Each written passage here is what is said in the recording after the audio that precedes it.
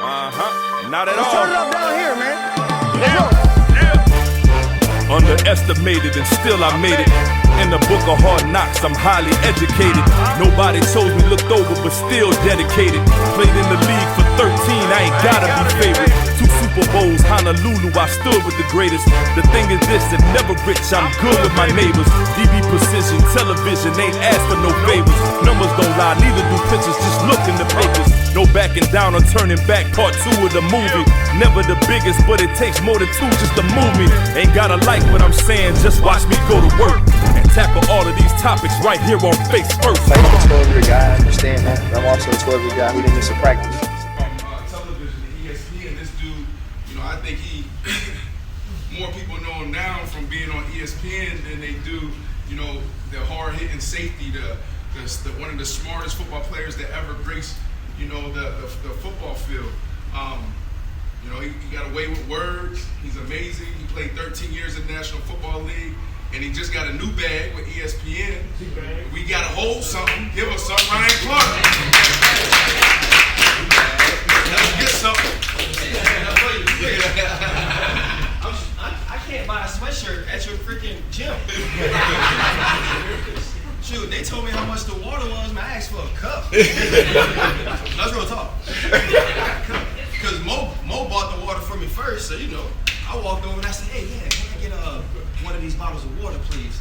Lady walks up, she's like $3.50. I said, you got a cup? I was like, no, y'all got a water fountain. So I really didn't know, honestly, like what tonight was supposed to be about. I really came to hear Dante speak, and once y'all guys get to hear his story, you'll really truly understand kind of that this is just a game. You know what I'm saying? And to us, it's everything, right? Think about how long you played football. I started playing football when I was 4.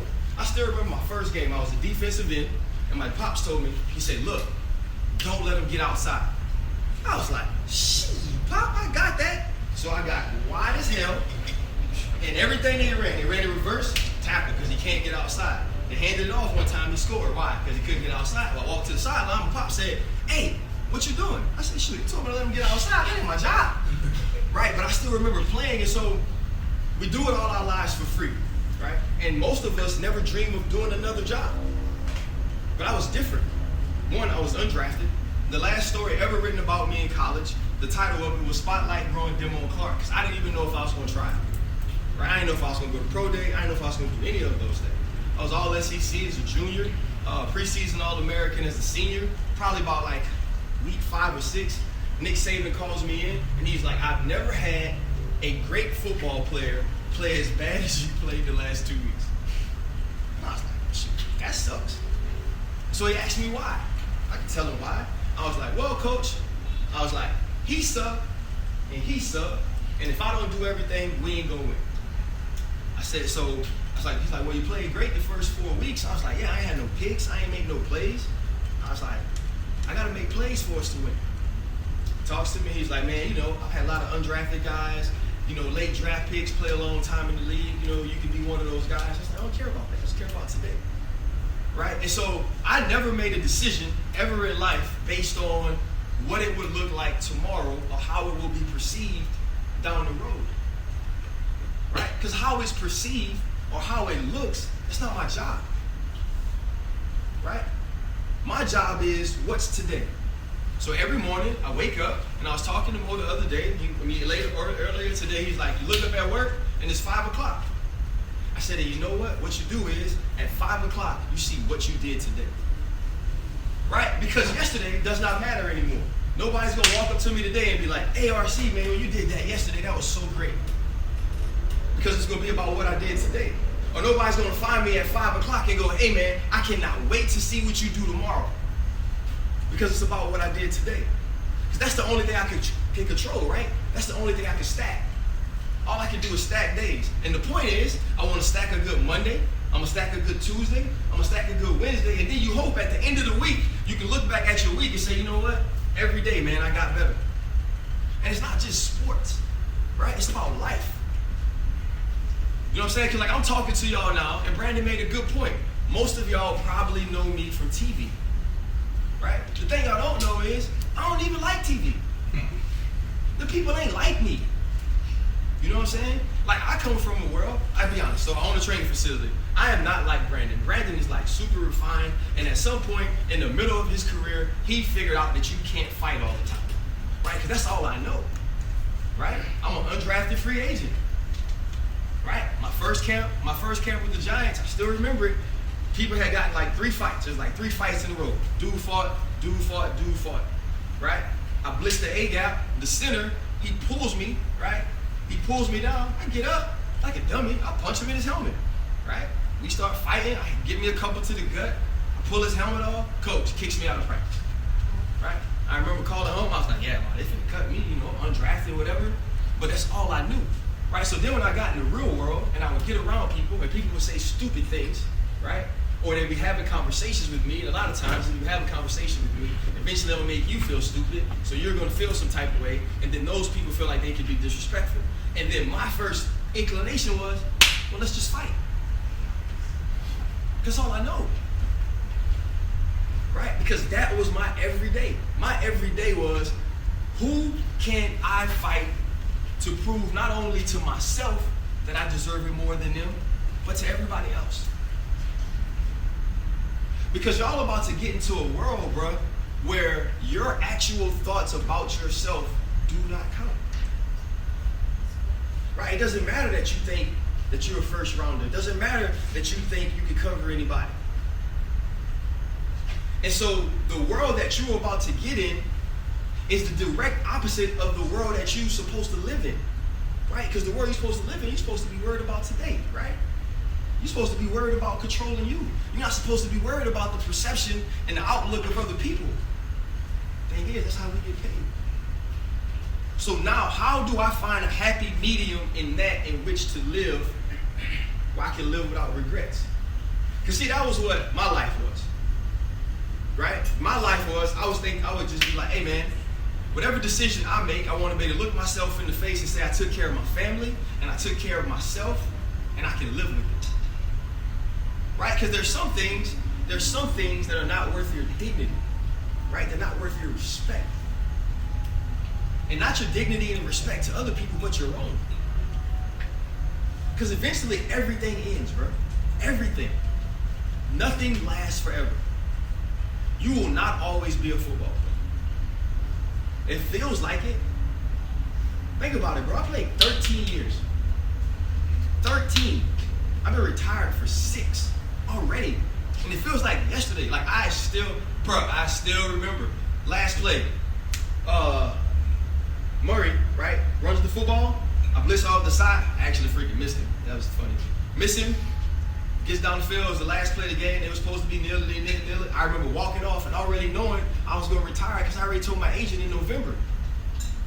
Because every Saturday, the last season of my career, I had to text my son in the morning when the barber would text me so he could go downstairs and open the door because it was going to take me 20 minutes to get downstairs.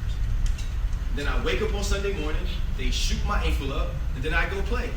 And then Monday, we'll start that cycle all over again. Because eventually, bro, like you can't be you no more. Right? Like all the stuff that y'all can do now, there is going to come a day where you can't do it. Like for 1 rep, I'm better than all y'all. Like I put on a pair of cleats right now, you tell me a drill, for 1 rep, I'm better than all y'all. Now, I might turn my both Achilles, I might pop both my calves, the hamstring might go, the groin, but for 1 rep, they're gonna be like, dang RC, you can still play. Huh? Hell no, I can't. I can't. Like with Brandon today, Brandon's like, RC, you should have covered me. For why? Like, what are we trying to prove? Like, I played safety. I couldn't cover you when we played. So why in the hell am I finna run out there now? You know why, dog? Because I can't do it no more. All the time, man. Little kids coming to my facility. My Pro Bowl jerseys on the wall. They asked who the Pro Bowl jersey is for. I was like, well, it's mine. And they was like, well, what is it? Because, like, kids don't know. And I was like, just know I never played for a team that wore a red jersey. That's it. Just know that. And then they go, oh, man, I can smoke you. Probably so. Don't give a damn. Right? Because my time is up.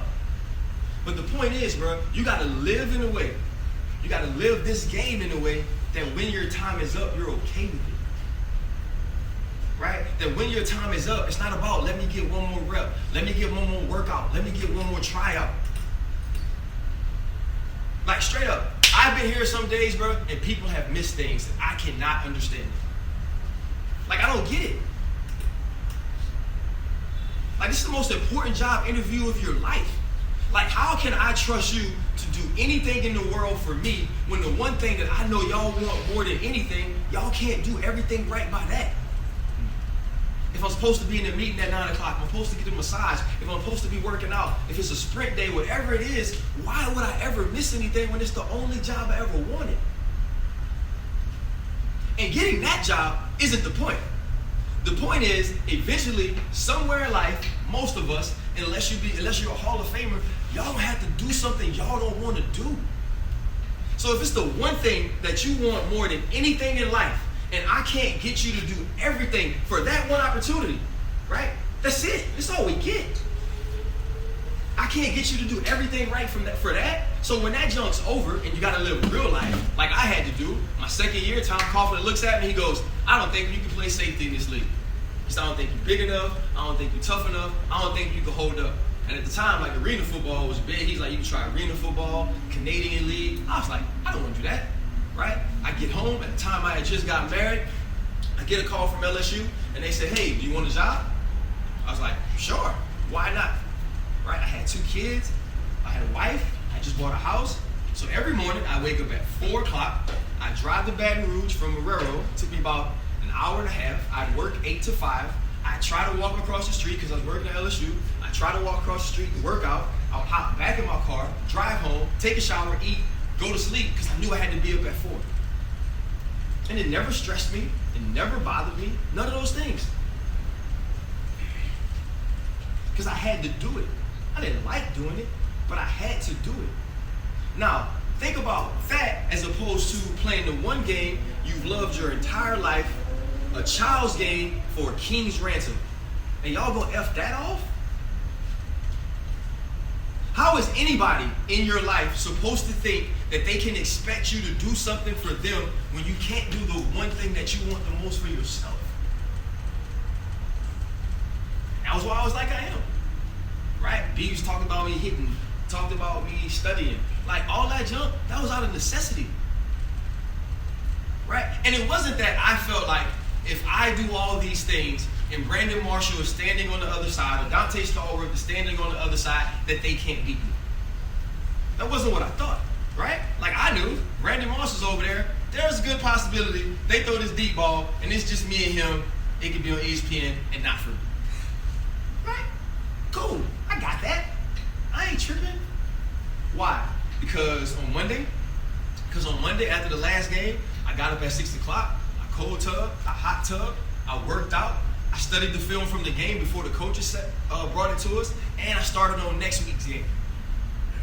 Right? I watched all 4 games that they give me. I did treatment from 8 o'clock at night to 3 o'clock in the morning. I got up on Tuesday and I started over again. By the game time, I had watched all the film. I practiced the way I was supposed to practice. I got all the treatment I was supposed to get. Right? I ate what I was supposed to eat.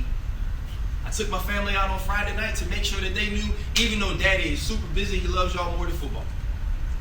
We're going to go play on Sunday. Now, when I walk out of the building on Sunday, I don't really care how it went. What I cared about was how Monday through Saturday went. Because Monday through Saturday was where the real game was played. Sunday was for fun. You got to pay me for Monday through Saturday. So now I walk out. You go to the post-game interview. Say you played great. Oh, that's cool. I played great because I prepared to play great. Right? They come out, they say, hey man, you know what? You didn't play a very good game. You say, you know what? I prepared to play great. He was just better today, and that I can live with because that's how we were born. What I did know is he ain't work harder than me, he ain't watched more film than me, he wasn't more prepared than me, and you didn't beat me doing anything I didn't know you could do or that you were going to do, and I'm okay with that. I can sleep with that. What I can't sleep with is getting beat on the play because I never seen it, because on Tuesday, when I normally watch first and second down, right, I decided that I wanted to go do something different. Bro, like that's the point, bro. These folks don't want to give you money. They want to get themselves money. And the only way they can do that is making sure that the people that they have on their team are the best for the job. Now, how do you prepare to be those people? How do you prepare to make sure there's no question about that? How do you prepare and put yourself in a position that where I know beyond a shadow of a doubt, if I'm competing with this dude cannot outwork me? Here's the last thing I'll tell you. So I almost died, right? Cool story. Super cool story, right? I got sickle cell trait. For some reason, I'm really lucky, and less than 1% of the people in the world who have the trait, blood can actually sickle in Denver. You got the sickle cell trait, just check it out. You go to Denver, be careful, right? So I played the whole game. Jay Cutler's the quarterback, right? They beat us. How you lose to Jay Cutler? I don't know. I think Brandon was there too. It was freaking terrible, right? So here it is. We lose to freaking Jay Cutler. Jay Cutler walks off the field. I'm like, freaking Jay Cutler. Look at freaking fracking Cutler, right? So about to get on the plane. I go, hey. So Ryan, our freaking trainer was like 6'6". I said, hey Ryan, my spleen hurts. Ryan looks down. He laughs. Hey, how you know? I said, because I felt it before, right? Because when I was in Washington, same thing happened. I kept telling them I felt the pain under my rib. They send me on Friday. Friday goes, they say, hey man, you got spleen contusion. You can't play against Kansas City. You'll play next week. Oh, sounds good. Right, so I get off the plane. They take me to the hospital. When they take me to the hospital, they give me like some morphine and stuff. Say there's nothing they can do. I got a spleen infarction. Part of my spleen died. They send me back to the room. Doctor's upstairs. I'm downstairs. Right, so I call my old lady. I say, hey babe, something's wrong. She's like, okay, you want me to call a doctor? Because, you know, I got like a real life black woman. Like a real, she don't play no games. I said, no, babe, I'm super tough. Don't even trip. I'm gonna be all right. So I'm smart, smarter than all y'all. So I put the air conditioner super low. I took a cold shower, and I was like, if I lay on the floor, I could get hypothermia, and I ain't gonna feel it. Didn't work, right? So eventually, I called upstairs. I said, hey, doc, please, can you send me to the doctor? Send me to the doctor. I sleep in the hospital. They bring me home. A month and a half later, I go from 205 pounds to 160 pounds. I get my spleen taken out, my gallbladder taken out, piece of my liver, right? They say, hey, you know, we don't really know if, you know what I'm saying, like, you gonna play ever again. I was like, am I cleared to work out? It's like, yeah, I thought we played it, right? So I come back, I play, we win the Super Bowl. Right, so we win the Super Bowl, I'm laying in the confetti, and they go, how do you feel? I was like, I'm just relieved we didn't lose. Right? So they asked me about the season. They asked me about the Super Bowl. I didn't care about the Super Bowl. What I cared about was in the first game that we played the Houston Texans, and I remember they threw a slant to the tight end. It's my first tackle, right? I remember I get faked out on a stretch boot to Andre Johnson. I tackle him before he catches it because it was a pass interference, but it was better than giving up a touchdown. I have 8 tackles that game. The next game we played against the Cleveland Browns, I flipped Kellen Winslow. I flipped Braylon Edwards. I had 6 tackles that game. The next game, and what I'm telling y'all is, all I could remember about the Denver game was that Jay Cutler kneeled the ball on the last play. So if I would have died every time they showed a play, it would have been freaking Jay Cutler kneeling the football and me walking up. I couldn't live with that. But what I realized is that could have been my last play in life because I died, or I couldn't have made it back. But it can always be our last play. What do you want your last play to look like? That play could be at practice, that play could be at a workout, that play could be whatever. What do you want your last play to look like? And then after you think about that, what you want your last football play to look like, think about what you want your last play in life to look like. What do you want it to be? Because in the end, that's what matters. Because your last play in life will either teach somebody something or leave a lasting memory of something that they will pass on to the next generation. And in the end, that's all we have. Because that's going to go away, that's going to go away, right? All that's going to go away. All that's going to be left is how we made people feel and what we taught them. And we teach them that by the way we live. Football is not a game we play. Football is just a part of the life that you live anyway that's played on grass and cleats. You don't get to be different. It don't work like that. Eventually, if your life is falling apart everywhere, so will that. And then when that falls apart, now you got to figure out a way to put it all the way back together. And if you was never together in the first place, now you have to scramble to find people to help you teach you how to do it. So if y'all remember anything, bro, just remember stack good days, dog. And stacking good days doesn't mean that you accomplish every goal you start that morning with. It means you did every single thing you possibly could in your power to stack that goal. And if you do that, you did enough. Because if you do that, you'll be able to live with it. We good? All right, we're good.